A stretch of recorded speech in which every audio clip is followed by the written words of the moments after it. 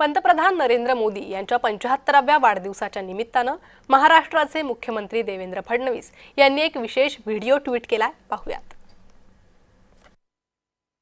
नमस्कार मंडळी, ओळख करून देतो, मी सदिच्छा, शुभेच्छा, ख्याली खुशालीचं गाठोडं घेऊन कित्येक किलोमीटरचा प्रवास करून गाव खेड्यातून अखंड भारताच्या कानाकोपऱ्यात नाती जोडणारी देशातील सर्वात मोठी टपाल सेवा देणारा महाराष्ट्र बोलतोय।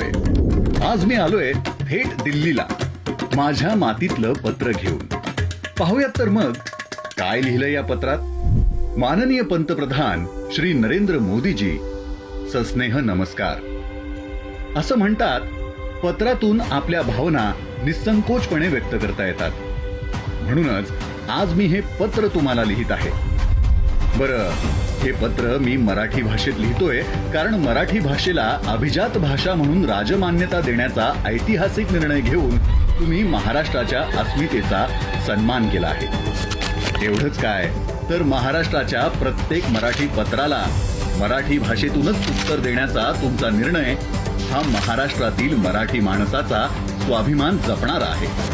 2014 साली सुरू झालेला तुमचा पंतप्रधान पदाचा प्रवास आज 2024 मध्ये देखील तुमच्या कुशल प्रशासनाचे दाखले देत आहेत। तुम्ही दिलेला नारा सबका साथ, सबका विकास, सबका विश्वास और सबका प्रयास हा विविध योजनांच्या माध्यमातून तळागाळात जाऊन जनसामान्यांचे हित जोपासत आहे।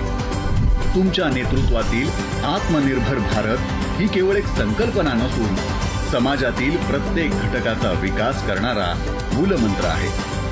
तुमच्या गंभीर नेतृत्वात होत असलेला पायाभूत सुविधांचा विकास, राष्ट्र विकासाची नवी परिभाषा मांडणाऱ्या तुमच्यातील देशभक्ताला अखंड महाराष्ट्राकडून वाढदिवसाच्या कोटी कोटी शुभेच्छा।